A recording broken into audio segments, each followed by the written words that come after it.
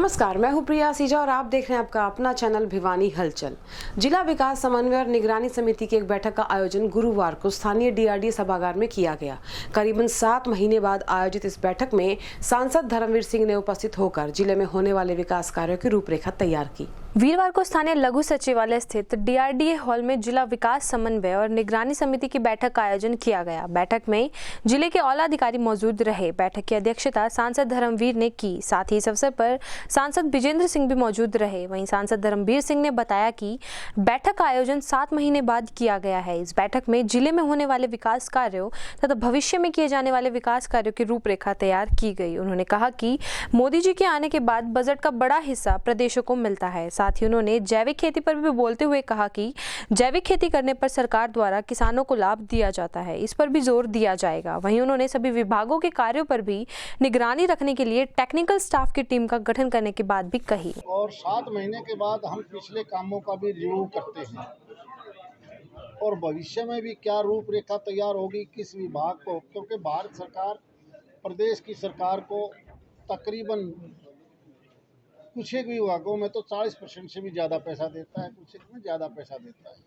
और माननीय प्रधानमंत्री जब से मोदी जी ने ये कुर्सी संभाली है, बजट का बड़ा हिस्सा प्रदेशों को दिया जाता है, चाहे वो हेल्थ हो, एजुकेशन हो, कनेक्टिविटी के नाम से रोड की बात हो, पीआरआई का पैसा हो, चाहे वो गाँव के विकास के ऊपर जनसंख्या के आधार पर पैसा जाता है, शहर में भी जनसंख्या के आधार पर पैसा जाता है, उन सब का रिव्यू करना पड़ता है। हाँ, एक चीज़ अलग से आज उभर के आई है, जब एमपी साहब ने ये ऑब्जेक्शन उठा के 7 महीने पहले की वो जो कार्रवाई है, जो हमने ATR होती है वो अभी तक तैयार नहीं थी, तो अभी डी साहब की ओर हमने कहा है कि क्योंकि उस वक्त भी एक फैसला हुआ था कि जो आज शहर में चर्चाएं चल रही हैं, कई प्रकार के रोज़ प्रदर्शन होते हैं, तो हमने 7 महीने पहले भी आदेश दिया था कि इस प्रकार की इंक्वायरी आप ऊपर करवाओ, और वो कहीं ना कहीं वो इंक्वायरी नहीं करी गई। इसलिए दोबारा से आदेश दिया है कि उसकी इंक्वायरी स्टेट विजिलेंस से करवाओ, चाहे वो किसी प्रकार के काम हो पिछले 5 साल के, जिसमें चाहे वो अमृत योजना हो, दूसरे काम हो, तीसरे काम हो।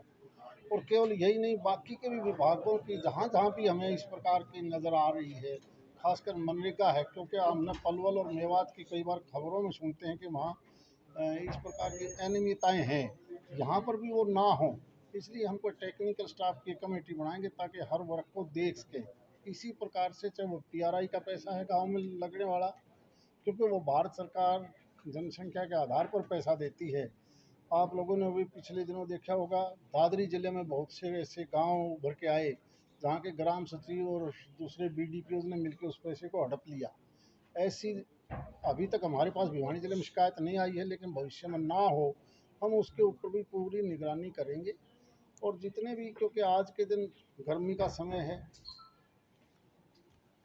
पीने का पानी हो, पशुओं का पानी हो, इरिगेशन की बात हो, नई स्कीम जो हरियाणा सरकार ने डाली है, हर घर में नल में जल, और इसी प्रकार से क्लस्टर बना के FPO के माध्यम से, क्योंकि भारत सरकार 12,000 रुपया प्रति एकड़ जो ऑर्गेनिक फसल तैयार करेगा उसको दिया जाता है।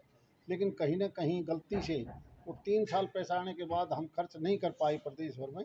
अब दोबारा से वो पैसा कैसे खर्च किया जा सकता है, ऑर्गेनिक खाना पीना, खाद्यान्न पदार्थ, सब्जियां कैसे पैदा की जा सकती है, और किसान भी की भरपाई भी कैसे हो, उसके लिए दोबारा से हमने गुरुवार को जिले में विभिन्न स्थानों पर रक्तदान शिविर का आयोजन किया गया, जहां भारतीय प्रजापति हीरोज ऑर्गेनाइजेशन द्वारा आयोजित कैंप में 21 यूनिट रक्त इकट्ठा किया गया। वहीं खड़ेश्वरी बाबा की तपस्या पूरी होने पर आयोजित रक्तदान शिविर में करीबन 30 युवाओं ने रक्तदान किया। रक्त के अभाव में कई बार सड़क हादसों में घायल या गर्भवती महिलाएं अपनी जान तक गंवा बैठते हैं, इसलिए समय समय पर आयोजित किए जाने वाले रक्तदान शिविर उन जरूरतमंदों के लिए वरदान साबित होते हैं। जरूरतमंदों की जान बचाने की सोच को लेकर प्रत्येक युवा को रक्तदान शिविर में अपनी भागीदारी दिखाते हुए समय समय पर रक्तदान करना चाहिए। यह बात भारतीय प्रजापति हीरोज ऑर्गेनाइजेशन के सह संस्थापक रमेश टांक ने अपने 48वें जन्मदिन पर आयोजित रक्तदान शिविर में रक्तदान करते हुए कही। इस दौरान उनके साथ युवाओं की टीम ने भी रक्तदान किया तथा 21 यूनिट रक्त एकत्रित किया गया, जो जरूरतमंदों की जान बचाने में रामबाण साबित होगा। इस मौके पर रक्तवीर राजू डुडेजा एवं मनीष वर्मा ने कहा कि हमें किसी धार्मिक या अन्य समारोह में फिजूल खर्ची को ना बढ़ाते हुए रक्तदान रक्तदान करना चाहिए, क्योंकि रक्तदान करने से न सिर्फ किसी की जान बचाई जा सकती है बल्कि हमारी स्वयं की सेहत के लिए फायदेमंद होता है। साथ ही उन्होंने कहा कि रक्तदान कर मानवता की सेवा करने से बड़ा दूसरा कोई धर्म नहीं है।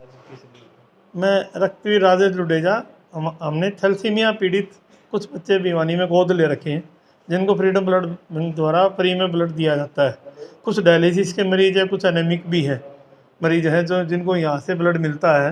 तो उन लोगों की सहायता के लिए रात को मैंने सोशल मीडिया पे मैसेज छोड़ा था ब्लड के लिए कि ब्लड की ज़रूरत है, जो साथी डोनेट करता है। लेकिन रात को ही रमेश टोंग जी ने मुझे मेरा मैसेज पढ़ते ही मुझे फ़ोन किया कि कल मेरा जन्मदिन है, इस उपलक्ष्य में ब्लड डोनेट करूँगा और कुछ नए युवाओं से ब्लड डोनेट करवाकर इस मुहिम को और आगे बढ़ाऊँगा। तो उन्होंने यूथ साथियों के साथ इस मुहिम को बढ़ाया। मैं उनका आभार करता हूं और मैं सभी साथियों से, शहरवासियों से प्रार्थना करता हूं, गर्मी का समय है, इस समय ब्लड कैंप नहीं लग रहे हैं, तो सभी से प्रार्थना है कि ब्लड डोनेट करें और करवाएं। कल मैंने भाई राजू डुडिया जी का मैसेज देखा था और आज मेरा जन्मदिन था, तो मैंने इनसे बोला था कि कल मैं खुद भी ब्लड देने के लिए आऊँगा और मेरे युवा साथियों को लेके आऊँगा। तो आज 10-15 युवा साथी जो पहली बार ब्लड डोनेट कर रहे हैं वो मेरे साथ आए हैं और मेरी यही अपील है कि हम अपना ब्लड डोनेट करके किसी का जीवन बचा सकते हैं। हम सबको ब्लड डोनेट करना चाहिए और जो भ्रांतियाँ हमारे दिमाग में ब्लड डोनेट के लिए वो सारी क्लियर कर लेनी चाहिए। वहीं दूसरी ओर खड़ेश्वरी बाबा मानगिरी की 41 दिन की खड़ी तपस्या 22 अप्रैल को पूरी होगी। तपस्या पूरी होने से एक दिन पहले सर्वधर्म संस्था के संस्थापक ठाकुर रणधीर सिंह के संयोजन में रक्तदान शिविर का आयोजन किया गया। रक्तदान शिविर में 19 से 30 युवाओं ने रक्तदान किया। रक्तदान शिविर में रक्त बैंक की इंचार्ज डॉक्टर मोनिका ने अपनी टीम के साथ पहुंचकर रक्त लेने का कार्य शुरू करवाया। संस्था के संस्थापक ठाकुर रणधीर सिंह ने कहा कि महंत की तपस्या समापन पर 22 अप्रैल को नई अनाज मंडी के सामने लोहारू रोड स्थित पंचमुखी हनुमान मंदिर में भंडारे का आयोजन भी किया जाएगा। और ये जो है 41 दिवसीय खड़ी तपस्या के उपलक्ष्य में आज 22 तारीख को हमारी 41 दिन की तपस्या जो पूर्ण हो जाएगी। इसके उपलक्ष्य में क्या है कि एक ब्लड डोनेट कैंप का आयोजन करवाया गया था, जिसमें कि रेड क्रॉस और CMO साहब के माध्यम से बढ़िया टीम आई और डॉक्टर मोनिका ने बढ़िया कार्य किया और कम से कम अभी तक 20 से 25 बच्चे ब्लड दे चुके हैं। तो जो हमारा कल का शाम का कार्यक्रम है और रात को हमारा जागरण रहेगा और कल आप मीडिया साथी और पूरी छोटी नगरी काशी के भगत जितने भी हैं बाबा का प्रसाद पाने के लिए खड़ी तपस्या पूर्ण होने पर एक छोटे से भंडारे का आयोजन किया गया है। गुरुवार को स्थानीय श्री कृष्ण प्रणामी आश्रम प्रांगण में प्रेस वार्ता का आयोजन किया गया। इस दौरान आगामी 23 अप्रैल को होने वाले अपना घर आश्रम के वार्षिकोत्सव की जानकारी दी गई।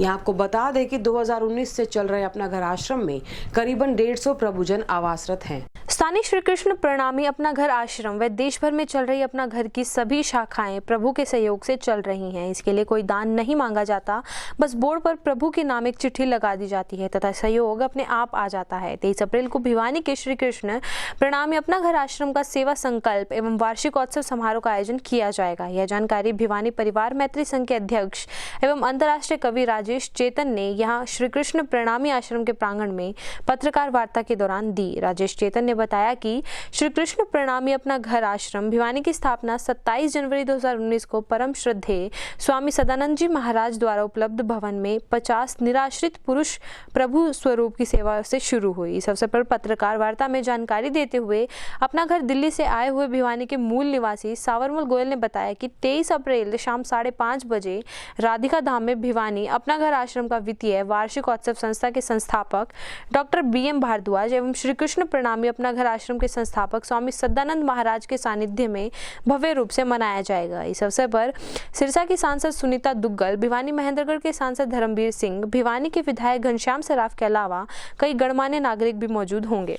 एक मानव सेवा का ऐसा अद्भुत कार्य है जो भरतपुर राजस्थान से शुरू हुआ और आज सारे भारत में 52 आश्रम चल रहे हैं और उसमें से आपको सुन के अच्छा लगेगा 9 आश्रम अभी पाइपलाइन में है, यानी कि अगले 3 महीने में 9 नए आश्रम और बन जाएंगे और इन सारे आश्रमों में 9000 से ज़्यादा प्रभु जी हम उनको बोलते हैं, इस अवस्था में पड़े हैं कि वहाँ उनको भीख भी नहीं मांग सकते, मानसिक स्थिति ना मांग के खा सकते हैं, ना छीन कर खा सकते हैं। वो बस प्रभु के भरोसे वहाँ पर सड़क पर लेटे हुए हैं ऐसे लोग 9,000 लोगों की सेवा आश्रम कर रहा है पूरे भारत में, और 30,000 प्रभु जी महिला और पुरुष ये स्वस्थ होके ठीक होके अपने घर लौट चुके हैं। और ऐसे ऐसे दृश्य हैं कि 25 साल 30 साल 40 साल के बाद वे अपने घर पहुँचे। तो मानव सेवा का एक अद्भुत कार्य है। डॉक्टर BM भारद्वाज, जो अमिताभ बच्चन के कार्यक्रम में, जिनको आपने कर्मयोगी में भी देखा था, जिनको पद्मश्री भारत सरकार कई बार ऑफर कर चुकी है और वो पद्मश्री भी स्वीकार नहीं करते हैं। सादर वंदन। और हम जहाँ बैठे हैं ये अध्यात्म और सेवा का एक अद्भुत मिश्रण है, क्योंकि सेवा से अध्यात्म निकलता है और अध्यात्म से सेवा होती है। तो दो संतों का पादुपर्ण यहाँ हुआ है, डॉक्टर BM भारद्वाज जी और पूज्य स्वामी सदानंद जी महाराज। तो उन दोनों के आशीर्वाद से जो ये सेवा शुरू हुई है, ये अपना घर आश्रम कोई संस्था नहीं है, ये तो एक सेवा की क्रांति है। और ये क्रांति इतनी तीव्र गति से बढ़ती जा रही है। अब कोरोना काल में 22 नए आश्रम खुले हैं पूरे भारतवर्ष में। कोरोना काल में लोग अपनी सोचते हैं, सेवा की कहाँ से सोचेंगे, लेकिन क्योंकि क्रांति है, क्रांति फैलती जा रही है। और उसी क्रांति में पूज्य स्वामी सदानंद महाराज जी का भी बहुत बड़ा योगदान है।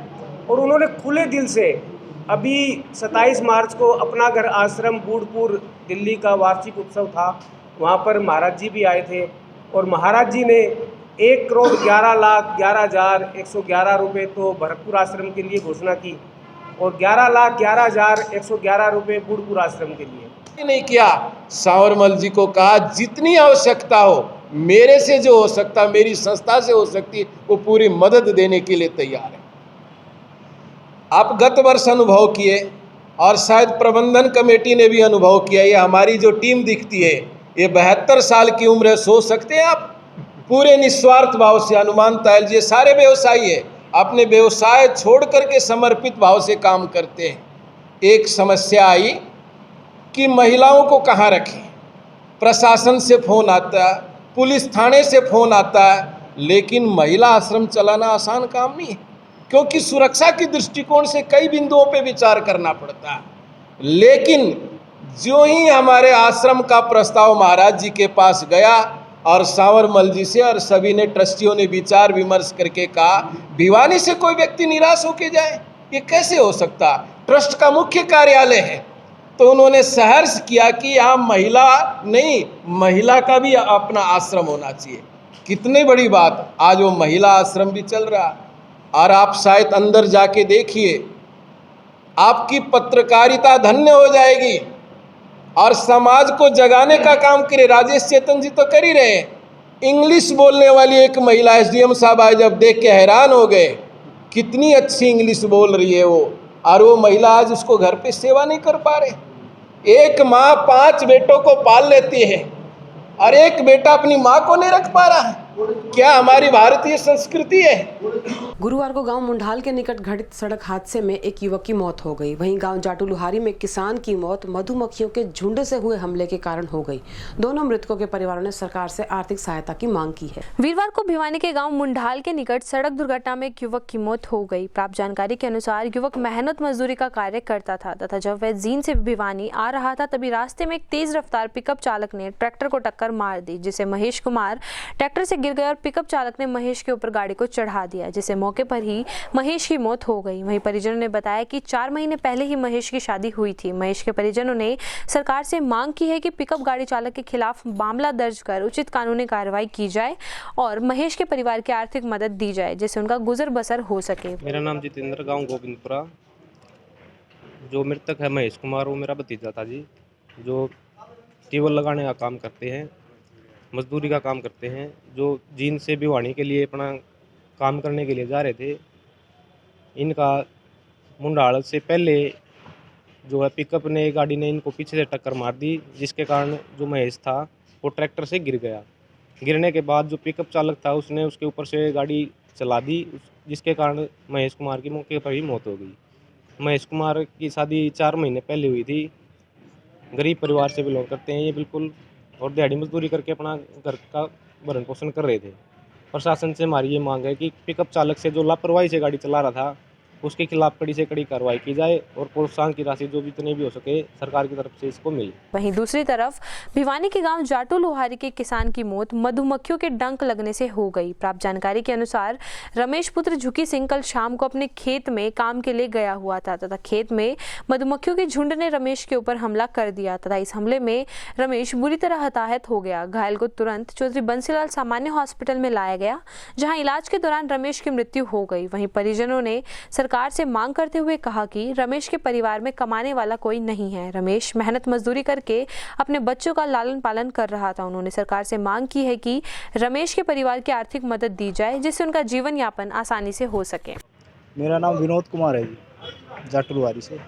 अपने भाई है रमेश, खेतीबाड़ी का काम कराया करता और मेहनत मजदूरी करके अपना परिवार पाला करता। कल शाम को खेत में से आवारा पशुओं को निकालने के लिए गया था, वहाँ पे उसके मधुमक्खी लड़ने से कल मृत्यु होगी। अभी पोस्टमार्टम के लिए यहाँ लाए हुए हैं। हमारी सरकार से, प्रशासन से मांग है कि उनकी थोड़ी आर्थिक मदद की जाए जिससे कि उनके बच्चों का गुजारा हो। कल खेत में वो जब पशुओं को निकालने गए थे तो उस वजह से मधुमक्खी लड़ गई और इस वजह से मौत हो गई। तंग हालत में है। हमें प्रशासन से मांग है कि या तो इनको कुछ आर्थिक मदद दी जाए या इनकी पत्नी को नौकरी। Ration card, family ID, Aadhaar card आदि से जुड़ी समस्याओं के समाधान के लिए आज गांव कलिंगा में मेगा कैंप का आयोजन किया गया। लीगल सर्विस अथॉरिटी द्वारा आयोजित इस कैंप में करीबन 1000 से लेकर 1200 शिकायतें आई, जिनमें से 200 शिकायतों का मौके पर निपटान किया गया। वीरवार को गांव कलिंगा में लीगल सर्विस अथॉरिटी द्वारा मेगा कैंप का आयोजन किया गया। मेगा कैंप में 17 सरकारी विभागों के अधिकारियों द्वारा स्टॉल लगाई हुई थी। कैंप में सीजीएम हिमांशु सिंह मुख्य अतिथि के रूप में उपस्थित रहे। इस अवसर पर विभिन्न सरकारी विभागों द्वारा लोगों की ration card, bank, family ID, Aadhaar card आदि से संबंधित समस्याओं का निपटारा किया गया। आपको बता दें कि कैंप में 1000 से 1200 शिकायतें सामने आई, जिनमें से 200 शिकायतों का मौके पर ही निपटान किया गया। वहीं सीजीएम हिमांशु सिंह ने कहा कि इस कैंप से ग्रामवासियों को सबसे ज्यादा फायदा हुआ है तथा ग्रामवासियों की सभी समस्याओं को जल्द से जल्द सुलझाया जाएगा। आज हमने यहाँ कलिंगा गांव में राजपुतना धर्मशाला में एक मेगा कैंप का आयोजन किया है और इस मेगा कैंप में विभिन्न सरकारी विभागों ने अपनी अपनी सेवाएं मौके पे ग्रामवासियों को प्रदान की हैं और इस कैंप से ग्रामवासियों को बहुत फ़ायदा हुआ है। उनके आधार कार्ड संबंधित मसले, बैंक संबंधित मसले, हेल्थ समस्याएं सब जो हैं सोल्व हुई हैं और आगे भी इस तरह कैंप हम ग्रामीण क्षेत्रों में लगाते हैं। हमें ग्रामवासियों की तरफ से बहुत सारी समस्याएं लिखित में प्राप्त हुई हैं। हम संबंधित विभागों को वो समस्याएं भेज देंगे और ये सुनिश्चित करेंगे उन सबका समाधान उचित समय में हो जाए। पिछले करीबन 1 महीने से क्षेत्र में गंदगी की समस्या झेल रहे हनुमान गेट निवासियों का गुस्सा आखिर फूटा और ये लोग सीधा अपनी शिकायत लेकर एडीसी ऑफिस पहुंचे। क्षेत्रवासियों ने शिकायत पत्र देकर जल्द से जल्द क्षेत्र की साफ सफाई कराए जाने की मांग की है। लगभग 1 महीने से चल रही गंदगी की समस्या को लेकर हनुमान गेट निवासियों द्वारा वीरवार को एडीसी को ज्ञापन सौंपा गया तथा कहा कि समस्या से वे लोग काफी परेशान हैं, जिसका जल्द से जल्द समाधान किया जाए। वहीं ज्ञापन पत्र देने आए लोगों ने यह भी कहा कि उन्हें इस कूड़े कचरे की वजह से आने जाने व वाहनों को वहां से निकालने में काफी परेशानियों का सामना करना पड़ रहा है, जिससे परेशान होकर हम अतिरिक्त उपायुक्त को ज्ञापन देने आए हैं। उन्होंने कहा कि समस्या का जल्द से जल्द निपटारा किया जाए। संबरवाल प्रधान हनुमान गेट से आ रहे हैं और काफ़ी दिन से जो है ना, पहले जो है ना कूड़ा करकट उठाने के लिए गाड़ी आया करती, लेकिन अब जो है ना 15-20 दिन से बंद है। अब गाड़ी नहीं आ रही ना, जिससे जो है ना हमारी बस्ती का जो है ना कूड़ा करकट जो नहीं उठाया जा रहा और उसमें बीमारी फैलने की जो है ना वो बहस है। हाँ जी, आज किससे मिलने के लिए आए? आज जो है ना हम एडीसी साहब से मिलने के लिए आए हैं। बीती 10 मार्च को गांव खरक में हुई सड़क दुर्घटना में घायल एक व्यक्ति की आज मौत हो गई। मृतक स्थानीय सामान्य अस्पताल में उपचाराधीन था और आज इलाज के दौरान उसने आखिरी सांस ली। मृतक के माता पिता दिव्यांग हैं, जिसके चलते उन्होंने सरकार से गाड़ी चालक के खिलाफ उचित कार्रवाई और आर्थिक मदद की मांग की है। भिवानी के गांव खरक में 10 मार्च 2022 को हुई सड़क दुर्घटना में घायल व्यक्ति की इलाज के दौरान मौत हो गई। प्राप्त जानकारी के अनुसार 10 मार्च को मोटरसाइकिल और एक इको गाड़ी की टक्कर हो गई थी, जिसमें 2 लोग घायल हुए थे, जिसमें एक व्यक्ति को गंभीर चोटें लगी थी, जिसका इलाज भिवानी के चौधरी बंसीलाल सामान्य अस्पताल में चल रहा था। इलाज के दौरान राजेश की आज मौत हो गई। वहीं जांच अधिकारी ने बताया कि 10 तारीख को हुई दुर्घटना में घायल राजेश की मृत्यु हो गई है, जिसमें पुलिस ने आरोपी गाड़ी चालक को पहले ही गिरफ्तार कर लिया है। इस मामले में पुलिस ने अपनी आगामी कार्रवाई शुरू कर दी है। वहीं मृतक के परिजनों ने बताया कि राजेश के माता पिता दिव्यांग है, जिससे उनके ऊपर दुखों का पहाड़ टूट पड़ा है। उन्होंने सरकार से अपील की है कि गाड़ी चालक के खिलाफ उचित कार्रवाई की जाए और मृतक राजेश के परिजनों को आर्थिक मदद दी जाए, जिससे उनका गुजर बसर आसानी से हो सके। योगेश नाम है। ये जी राजेश नाम है, सनोप पाजाराम। ये गाँव कलिंगा से है और ये सुबह काम के लिए जा रहे थे तो सामने से गाड़ी वाले ने टक्कर मार दी इसको। तो अब उनके जो चोट लगी थी उनके चलते अब आज इनकी मृत्यु हो गई है। तो